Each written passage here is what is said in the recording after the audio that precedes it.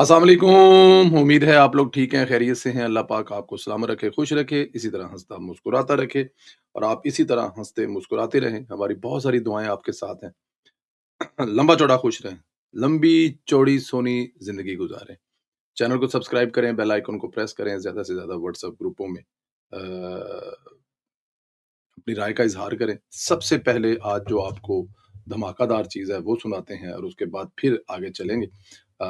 सुलेमान अकरम राजा साहब और उनके साथ जो है वो इस वक़्त जो एक जिसे कहते हैं कि मोस्ट हॉट फेवरेट इस टाइम जो एक चल रही है, पहले मैं ज़रा आपको वो सुना दूँ, फिर उसके बाद जो है वो आपको आगे चल पार्लियामेंटेरियन से ज़्यादा जो पार्टी की लीगल कमेटी है या जितने लॉयर्स हैं या जो सलमान अकरम राजा साहब के पाकिस्तान बार कौंसिल के मेंबरान हैं, उनका आना इंतहाई ज़रूरी था। अजीब व गरीब किस्म का तमाशा लगाया हुआ है और हम चुप हैं तो हमें चुप रहने दें, क्योंकि अगर मैंने ट्वीटें करना शुरू कर दी तो मेरा नहीं ख्याल कि यहाँ बहुत से लोग मुंह दिखाने के काबिल भी रहेंगे। और खान साहब पिछले 10 दिनों से बीमार हैं। हम यहाँ कह रहे थे, आप चुप थे। जब मैंने ओपन ट्वीट कर लिया और फिर आप पे अवामी प्रेशर आया तो फिर ये लोग माने कि खान साहब बीमार है, वरना इनको तो पिछले 10 दिनों से पता था कि खान साहब इंतहाई बीमार है और उनका बीपी शूट अप है। ओए बीबी, मेरी जिंदगी एक खुली किताब है। मैंने जिंदगी ऐसे नहीं गुजारी। मेरी जिंदगी का एक लम्हा नहीं है जिसमें कोई उंगली उठा सके। बोलो जो बोल सकती हो तुम। कौन सी बात मैंने की है जो साजिश थी? बताओ सबको मेरी साजिश। मेरी जिंदगी हर बंदा जानता है जो मुझे जानता है 5 साल की उम्र से। एक लम्हा ऐसा नहीं है जिसके बारे में मुझे कोई शर्म हो या जिसको मुझे छुपाने की जरूरत हो। मैंने बहुत खुली जिंदगी गुजारी है, सच के साथ, हिम्मत के साथ। बोलो अब तुम। जी, आपने ये सुन लिया जी। दोनों की गुफ्तगू सुन ली। ये है टोटल पाकिस्तान तहरीक इंसाफ। ये है इमरान खान को रहा कराने वाले लोग। ये हैं इमरान खान के लिए लड़ने वाले। अब मिसाल यूसुफ ज़ई साहबा जो हैं, वो कह रही हैं कि जिनको आपने पैसे लेकर टिकट दिए, जिनको आपने मेंबर बनाया, जिनको आप पैसे लेके लॉबिंग करके अपनी टीम को तगड़ी बना रहे हैं, अब लाएँ उनको सामने। और वो ये कह रही हैं कि अदालतों में जाकर मेंबर पार्लियामेंट ने नहीं लड़ना। इमरान खान साहब ने जो इतनी भारी-भारी फीसें दी हुई हैं, या जो आप लोगों को हायर किया हुआ है, आप कहाँ सो रहे हैं? क्या काम कर रहे हैं? हम 10 दिन से शोर कर रहे हैं कि इमरान खान जो है वो बीमार हैं, लेकिन आप नहीं मान रहे थे। हम ग्रुपों में बता रहे हैं, आप नहीं मान रहे थे। प्राइवेट मैसेज कर रहे थे, नहीं उतारे थे। फिर जब हमने ओपन एक ट्वीट किया, तो उसके बाद जब प्रेशर आया, तो फिर आप लोग उस तरफ जा रहे हैं। और वो ये भी कह रही हैं कि जिस तरह के चेहरे हैं आप, जो-जो करते हैं आप, अगर हमने सब कुछ सामने लाकर रख दिया, तो आप किसी को चेहरा दिखाने के काबिल नहीं रहेंगे। मतलब इससे बड़े-बड़े भी इल्ज़ाम लगा रही हैं। उन्होंने ये भी कहा है कि किधर हैं वो बार काउंसिल के मेंबर जिनको आपने पैसे दिए, जिनके साथ आप सारा मिलके कुछ करते रहे हैं, वो क्यों आगे नहीं आते? वो क्यों आकर फाइट नहीं करते? वो क्यों लड़ाइयाँ नहीं करते? उन्होंने ये भी कहा कि आप इमरान खान का जो सोशल मीडिया अकाउंट है, उसको इस्तेमाल करके अपने हक में ट्वीट करवाया करते थे। ये सुलेमान अकबर राजा पर वो इल्ज़ाम लगा रही हैं कि इमरान खान का जो मेन सोशल मीडिया का अकाउंट है, वहाँ से ये आप अपने ऊपर इल्ज़ामात जो हैं, वो भी लगा रही हैं। तो अब आप इससे अंदाज़ा लगा लें, इसको देख लें कि ये कैसे जाके हो सकता है कि एक एक सेनेटर जो है, वो पार्टी की जनरल सेक्रेटरी पे इल्ज़ाम लगा रही है। ये पता ही कब होता है? ये तब होता है जब पार्टी का सरबराह अपनी पार्टी से कोई वर्कर, कोई जेन्युइन तगड़ा बंदा पार्टी का जनरल सेक्रेटरी लगाने के बजाय बाहर से लाकर कोई पार्टी में लगा दे, तो फिर पार्टी वाले बर्दाश्त नहीं करते। खैर, मिसाल यूसुफ़ज़ई भी बाहर से आई हुई है, लेकिन वो नहीं करते। लेकिन यहाँ पे सुलेमान कमर राजा जो हैं, वो भी बिल्कुल इंडियन फ़िल्मों के जो हैं वो एक जज़्बाती बाप जो अपनी बेटी को समझाता है, तेरे ते सारी ज़िंदगी दी इन्वेस्टमेंट कीती है, ते तू अज किसी दूजे नाल प्यार करके प्यो दी इज्जत नूं रोल के जा रही हैं। जज़्बाती गुफ्तगू। उन्होंने कहा, जनाब बीबी मेरी किताब खुली हुई है। हाँ जी, ओ बीबी मेरी किताब ज़िंदगी दी खुली हुई है। मैं कदी किसी कोलों कुछ लुकाया नहीं, मैंने कभी किसी से छुपाया नहीं है। बट एनी हाउ ये जो चीज़ें हैं अब चल रही हैं तो आपके सामने ही हैं। मेरे ख़्याल में इसमें तो कोई इतनी कोई दूसरी राय नहीं है। लेकिन इन्होंने 27 सितंबर करना है या इन्होंने कोई और काम करना है। ये आपस में दस्तगिरे बयान हैं, ये अपनों में ग्रुप हैं। हर पार्टी में ना 2 ग्रुप होते हैं, ये तो बड़ी नॉर्मल सी है। लेकिन यहाँ पे 50 ग्रुप हैं, बल्कि शायद इससे भी ज़्यादा है। बल्कि हर बंदे का अपना ग्रुप है ना। बात तो बड़ी सादा सी है। इमरान खान साहब और बुशरा बीबी जाएँ जहाँ पर हैं। असल कहानी तो वो जो है वो आप سن چکے ہیں کہ اصل کہانی جو ہے وہ یہی ہے۔ اچھا جی، پاکستان اور سعودی عرب ترکیہ کے درمیان جو دفاعی معاہدہ ہے اس پر حکومت جو ہے نا اسرائیل کی آپ لوگوں کو لگا شاید پی ٹی آئی تو پریشان ہی ہے، لیکن اس پہ جو حکومت ہے نا اسرائیل کی، وہ بڑی پریشان ہے۔ اسرائیلی وزیر خارجہ برائے امور تارکین وطن نے کہا ہے کہ مکہ معاہدہ بہت خطرناک اور پریشان کن صورت ہے۔ یہ معاہدہ اسرائیل کے لیے انتہائی سنگین نتائج کے باعث بن سکتا ہے۔ اسرائیلی وزیر نے کہا ہے کہ سعودی عرب کے ساتھ پاکستان کا پہلے سے دفاعی معاہدہ ہے، اب اس میں ترکیہ بھی شامل ہو گیا جس کے ہمارے براہ راست اختلافات ہیں۔ واضح رہے کہ 2 روز قبل سعودی عرب کے شہر مکہ میں پاکستان، سعودی عرب اور ترکیہ کے درمیان دفاعی معاہدہ ہوا ہے، جس پر تینوں ممالک کے سربراہان مملکت نے دستخط کیے ہیں۔ دفاعی معاہدے کے تحت کسی ایک ملک پر حملہ تینوں ملکوں پر حملہ تصور کیا جائے گا۔ اس معاہدے پر اسرائیل کا پریشان ہونا بنتا ہے، ہونا بھی چاہیے، لیکن پی ٹی آئی کے یوٹیوبر پریشان کیوں ہیں یہ نہ مجھے سمجھ آ رہی ہے، نہ آپ کو سمجھ آ رہی ہے، نہ پاکستان کے 26 کروڑ عوام کو سمجھ آ رہی ہے۔ ایک بات سمجھ آتی ہے، پیسے کمانے کا ان کا بہترین طریقہ ہے، ان کے لیے خبر ہے 4 دن کی، تو وہ کیوں نہ کمائیں اس خبر پر پیسے۔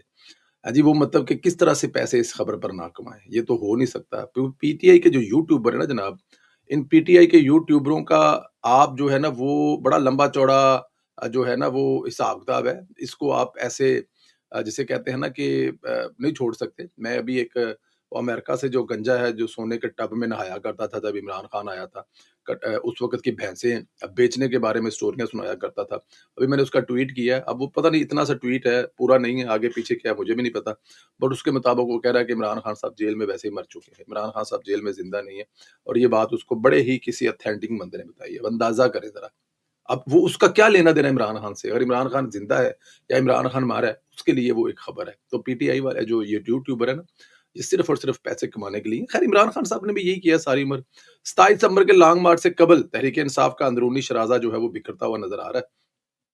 پارٹی کے اندر مال غنیمت کی تقسیم پر خونی پھڈا شروع ہو چکا ہے۔ مشال یوسف ظہیر کے بعد پی ٹی آئی کی سینئر رہنما شاندانہ گلزار نے جنرل سیکرٹری سلمان اکرم راجہ اور وکیلوں کے ٹولے پر اربوں روپے کے فنڈ ہڑپ کرنے کے لیے سے سنگین اور ہولناک الزامات عائد کیے ہیں، جس سے نام نہاد انقلاب کا مکروہ اور لالچی چہرہ جو ہے وہ سر عام برہنہ ہوتا ہوا نظر آ رہا ہے۔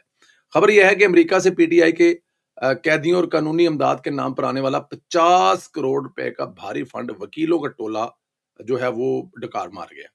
کے پی کے سابق وزیر اعلیٰ علی مین گنڈا پور کی جانب سے دیا جانے والا 40 کروڑ روپے کا سرکاری اور پارٹی فنڈ بھی غائب کر دیا گیا، اور اس میں 90 کروڑ روپے کے ٹوٹل مال کا کوئی حساب بھی نہیں دیا جا رہا۔ میں یہ نہیں کہہ رہا، بلکہ پی ٹی آئی کی انتہائی مہان خاتون شاندانہ گلزار نے ایک ویڈیو میں سوال اٹھائے ہیں۔ عمران خان کی فیملی کو چاہیے پہلے عمران خان کو ان نوسر بازوں کے چنگل سے آزاد کروائیں، اور پھر وہی حقیقی آزادی کی طرف جا سکتی ہیں۔ عمران خان کی جیل سے اس وقت سب سے زیادہ فائدہ انہی لوگوں کو ہو رہا ہے جو ارکان اسمبلی، وزیر اعلیٰ ہیں اور جو صوبائی وزیر ہیں۔ اچھا جی، اب آپ ان چیزوں کو دیکھتے جائیں اور ان چیزوں کو مطلب دیکھیں نا کہ اب یہ پیسہ کا سارا رولا ہے۔ اس سے پیسے جو پہلے ہیں وہ بھی آپ کو پتا ہے کہ کنہوں نے دہاڑیاں لگائی ہیں۔ وہ دہاڑیاں لگانے والے کون ہیں؟ ڈائریکٹ عمران خان صاحب ہیں۔ چھوڑے سارے لوگوں کو، کیا عمران خان صاحب جو ہیں وہ اس قسم کی دہاڑیاں نہیں لگایا کرتے تھے؟ کیا عمران خان صاحب نے ساری عمر لوگوں کے پیسے جو باہر سے آئے ہیں، کیا یہ پی ٹی آئی کے ان لوگوں پر کوئی پہلا الزام ہے؟ ان کا جو سربراہ ہے یہ اسی کو کاپی کر رہے ہیں۔ جو سعودی عرب سے پیسے آئے، وہ فوزیہ قصوری صاحبہ کیا بتایا کرتی تھی، وہ سب آپ کے سامنے ہی ہیں۔ تو وہ یہ تمام کے تمام لوگ جو ہیں وہ یہ اسی قسم کی چیزیں کرتے ہیں۔ پہلے عمران خان کیا کرتا تھا، جو پارٹی فنڈنگ کا پیسہ آیا کرتا تھا۔ اب میں یہ الزام تو نہیں لگا رہا، وہ ہمارے دوست راجہ رزاق صاحب ہے، وہ امریکہ میں کچھ عمران خان صاحب کی بہنوں کی جائیدادیں باقاعدہ جا کر دکھاتے ہیں کہ یہ عمران خان کی جائیدادیں ہیں، اور جب ان سے سوال کیا گیا تو وہ کہتے ہیں سلائی مشینوں کا کاروبار ہے، وہاں سے انہوں نے پیسے کمائے ہیں۔ تو پی ٹی آئی کے یہ لوگ اگر جو ہے وہ شاندانہ گلزار صاحبہ کو حصہ نہیں ملا ہوگا، اگر 50 کروڑ میں ان کو بھی 5 کروڑ ملا ہوتا تو وہ بھی یہ بات باہر نہ کرتی۔ تو یہ سارا پھڈا رولیا پیسے کا ہے، اور پیسے کے علاوہ اور نہ تو مجھے کسی قسم کا کوئی پھڈا نظر آتا ہے، اور نہ ہی یہ پھڈا ہے۔ اس کی ریزن یہ ہے کہ پھڈے وہیں پہ ہوتے ہیں جہاں پر پیسے نہیں ملتے ہیں۔ ایک اور بڑی خبر ہے جی، جو کہا جا رہا تھا کہ پاکستان پیپلز پارٹی کا اور جو ہے وہ مسلم لیگ نون کا جو پھڈا چل رہا ہے، وہ اصل میں پیچھے ججوں کی کہانی ہے کہ ججوں کے کچھ نوٹیفیکیشن ہے وہ رکے ہوئے ہیں۔ وہ تو مجھے نہیں پتا کہ وہ ایسا تھا یا نہیں تھا، لیکن ایک بات ہے کہ ہائی کورٹس میں ججوں کی یہ بات کل عامر الیاس رانا صاحب ہمارے پروگرام میں بتا چکے ہیں کہ زرداری صاحب کا کام یہ ہے نہیں کہ اس کو روک کر بیٹھے، ان کو کوئی مس گائیڈ کر رہا ہے، اور جو کوئی مس گائیڈ کر رہا ہے ان کے ساتھی ان کو غلط بتا رہے ہیں کہ یہاں پہ پاکستان پیپلز پارٹی کا کردار بنتا ہے، یہ پیپلز پارٹی کا ہے نہیں، یہاں پر جج کا جو پریزیڈنٹ ہے اس کا اتنا کردار ہے کہ وہ ان پہ سائن کرے، اس کے علاوہ کچھ بھی نہیں۔ خیر، عامر الیاس رانا صاحب کی ٹویٹ ہے، انہوں نے کہا جی ہائی کورٹ میں ججوں کی تعیناتی کا معاملہ حل ہو گیا، وزیر اعظم کے مشیر ڈاکٹر سید توقیر حسین شاہ اور قومی اسمبلی کے اسپیکر سردار ایاز صادق نے اس مسئلے میں اہم ترین کردار ادا کیا۔ صدر مملکت آصف علی زرداری نے تمام سمریوں پر دستخط کر دیے، صدر مملکت نے 10 سمریوں پر دستخط کر دیے اور لاہور ہائی کورٹ میں 10 ایڈیشنل ججز کی تعیناتی پر سمری دستخط کر دیے ہیں، اور سندھ ہائی کورٹ کے 3 ایڈیشنل ججز کی تعیناتی اور 1 ایڈیشنل جج کی توسیع کی سمری بھی صدر مملکت نے دستخط کر دیے، اور صدر مملکت نے اسلام آباد ہائی کورٹ میں 3 ایڈیشنل ججز کی تعیناتی کی سمری پر بھی دستخط کر دیے۔ صدر نے پشاور ہائی کورٹ میں 4 ایڈیشنل ججز کی مستقل کی سمری پر بھی دستخط کیے ہیں، اور صدر نے بلوچستان میں 3 جو ہے ججز ہیں ان کی بھی سمری پر دستخط کیے ہیں۔ صدر مملکت نے لاہور ہائی کورٹ کے 1 ایڈیشنل جج کی مستقل سمری پر بھی دستخط کر دیے ہیں۔ صدر مملکت نے سپریم کورٹ کے ججز کی تنخواہوں، الاؤنس، پینشن کی وفاقی یعنی عدالت کے مساوی کرنے کی سمری پر بھی سائن کیے ہیں، اور ہارون اختر کی بطور مشیر وزیر اعظم برائے صنعت پیداوار کی تقرری کی جو منظوری ہے وہ سب تو پہلے سے ججاں نال تے کام چلتا ہی رہنا سی۔ وہ ہارون صاحب جڑے نے ماشاءاللہ کسی جگہ تے رہ نہ جان پیچھے نہ پیو، بس چلو کوئی نہیں، یہ بھی ٹھیک ہے، ضروری ہے۔ اچھا جی، یہاں پر ایک اور چیز ڈسکس کرنا ضروری ہے کشمیر کے الیکشن کے رزلٹوں پر۔ دیکھیں جی، ملک کی سب سے بڑی جمہوری، سب سے پرانی جمہوری جماعت کا دعویٰ کرنے والی پاکستان پیپلز پارٹی کا جو چہرہ ہے نا، وہ ان الیکشنوں میں بڑا کھل کے آیا۔ یہ مطلب کہ عمران خان سے بھی پرلے درجے کے، مطلب میں کیا کہوں ان کو، حالانکہ میرے لیے میں ہمیشہ بڑی رسپیکٹ کرتا ہوں پاکستان پیپلز پارٹی والے کی، کیونکہ ظاہر ہے جماعت ہے، قربانیاں دی ہیں، تمام تر تحفظات کے باوجود ذوالفقار علی بھٹو کی ذات کے حوالے سے بہت ساری خدمات بھی ان کی ہیں، ان کو بلایا بھی نہیں جا سکتا، تو جہاں پر کچھ تحفظات ہیں پھر ان کو اگنور بھی کرنا پڑتا ہے۔ کشمیر میں جو الیکشن ہو رہے تھے، حویلی میں جو آپ لوگوں نے جلسہ دیکھا تھا، جو شاید پاکستان کی تاریخ کا سب سے بڑا جلسہ نظر آ رہا تھا، اس کے جو کینڈیڈیٹ تھے مسلم لیگ نون کے محسن عزیز صاحب، وہ کل رات کو 10,000 سے وہ فیصل راٹھور صاحب سے جیت رہے تھے، اور صبح جو ہے بتایا یہ جا رہا ہے کہ صبح آدھے گھنٹے کے اندر اندر کوئی 2 4 5 پولنگ اسٹیشنوں کے رزلٹ رکے ہوئے تھے، وہ 10,000 کی جو لیڈ ہے وہ ان کو مائنس کر کے تو وہ 4-5 ہزار سے فیصل راٹھور صاحب جیت رہے ہیں۔ اب بتانے والے یہ بتاتے ہیں کہ فیصل راٹھور صاحب جو ہیں وہ کسی بڑے خاص دوست کے دوست ہیں، اور ظاہر ہے انہوں نے بڑی خدمت کی ہے، اور انہوں نے جس طرح سے خدمت کی وہ ہمیں نظر ہے، وہاں پر جو مسائل پیدا ہوئے ہیں وہ بڑی پتہ نہیں ہو سکتا کسی کے لیے خدمت ہی ہو، ورنہ کشمیر میں تو یہ مسائل پیدا ہو ہی نہیں سکتے تھے۔ تو اب محسن عزیز صاحب جو ہیں وہ بھی اپنے حامیوں کے ساتھ حویلی میں جو جہاں پہ الیکشن کا سارا رزلٹ پڑا، وہ بھی اپنے حامیوں کے ساتھ وہاں پر کھڑے ہوئے ہیں، اور وہاں پر ایک نئی جو ہے لڑائی اور بحث شروع ہونے والی ہے کہ یہ کیسے ہو سکتا ہے کہ ساری رات 10,000 سے لیڈ لے کر جیتنے والا صبح آدھے گھنٹے میں وہ جو ہے وہ ہار گیا، اور محسن عزیز کا وہاں سے ہارنا میرے خیال میں الیکشن پر ایک بہت بڑا سوالیہ نشان ہوگا۔ محسن عزیز صاحب نے دوبارہ گنتی، مطلب انہوں نے کہا جی ہم یہیں پہ بیٹھے ہیں، اگر آپ نے گنتی کی ہے، اگر وہ جیت گئے ہیں تو ٹھیک ہے، ادھر ہی بیٹھے ہیں، ابھی یہیں پہ کھڑے ہیں، نہ باہر اندر جا سکے گا نہ باہر جا سکے گا، اندر ووٹ پڑے ہوئے ہیں، اندر ہی آپ 4 بندے اپنے بٹھائیں، 4 ہمارے بٹھائیں اور ووٹوں کی گنتی کر لیں۔ لیکن الیکشن کمیشن نے اس کو بھی مسترد کر دیا ہے۔ اب الیکشن کمیشن کیسے مسترد کر سکتا ہے جی؟ یہ کینڈیڈیٹ ہے، وہ 10,000 سے جیتا ہوا ہے، اور اس کے ووٹوں کی گنتی نہ دوبارہ کرے تو ایسا نہیں ہو سکتا۔ مشتاق منہاز صاحب کے حوالے سے بھی کچھ اس قسم کی خبریں ہیں کہ وہ بھی جو ہے وہ جیت رہے تھے، ان کے مقابلے پر ایک بڑا کچھ تگڑا پیسے والا تھا، جس کے پاس پیسے کا کوئی حساب کتاب نہیں ہے، دعویٰ کرتے ہیں کہ اسلام آباد میں سب سے بڑی پراپرٹی جو ہے، سب سے لمبا چوڑا ٹاور ہے، اسی شخصیت کا ہے، تو وہاں پر بھی کوئی پیسے شیسے چلنے کا مطلب بتایا جا رہا ہے کہ، اور وہ تو جن کے کینڈیڈیٹ ہیں ان کے پاس بھی بڑا پیسہ ہے۔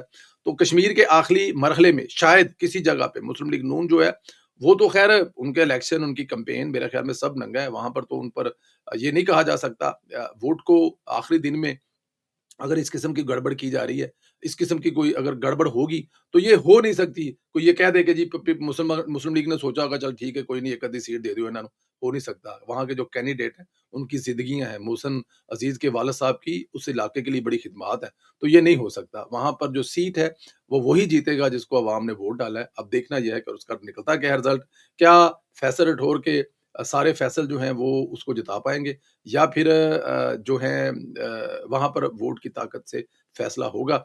باقی کشمیر میں بھی الیکشن ہونے ہیں، ضمنی ہوں گے، لیکن یہ والا الیکشن جو ہے یہاں پر جس قسم کی بد انتظامی کی گئی ہے، پاکستان پیپلز پارٹی کی حکومت ہے وہاں پر، یہ کسی بھی طرح سے مناسب نہیں ہے۔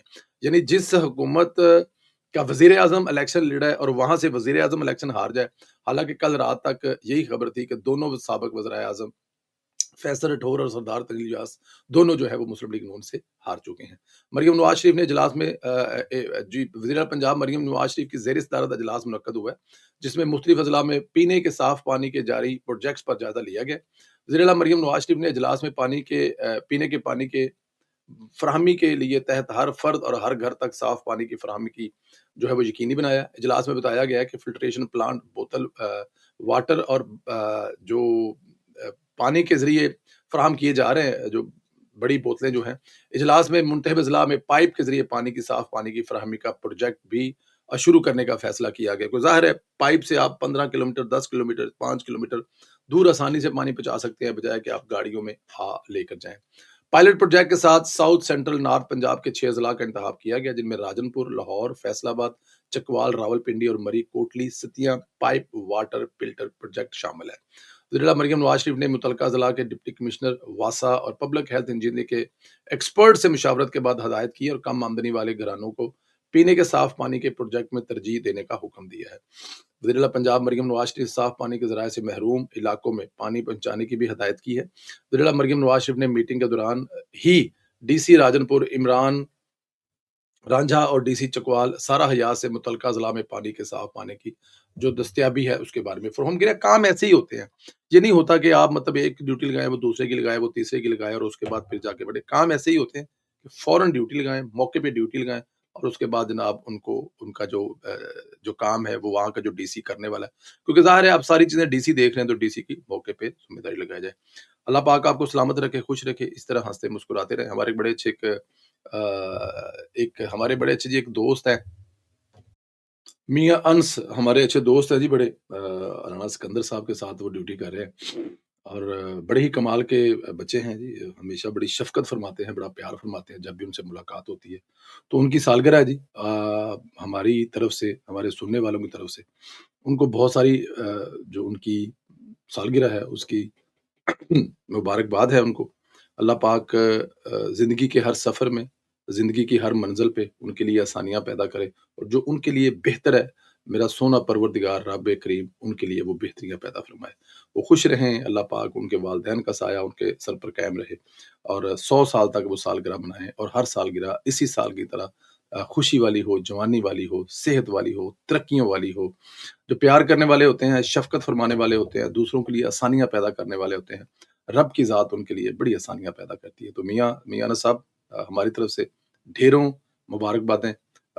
ایک سجے پاسے ایک کھبے پاسے وہ جو پپی ہے وہ آپ کو ہماری طرف سے ہو اور آپ کا ماتھا چومتے ہیں اور اسی طرح خوش رہیں اور اسی طرح لوگوں کی خدمت کرتے رہیں. جو لوگ رانا سکندر تک پہنچتے ہیں بہت سارے مسائل والے، ان میں سے جن کے بھی آپ مسئلے حل ڈائریکٹ اسی وقت کر دیتے ہیں، ان کی دعائیں آپ کو ہمیشہ لگیں گی. بہت شکریہ جی.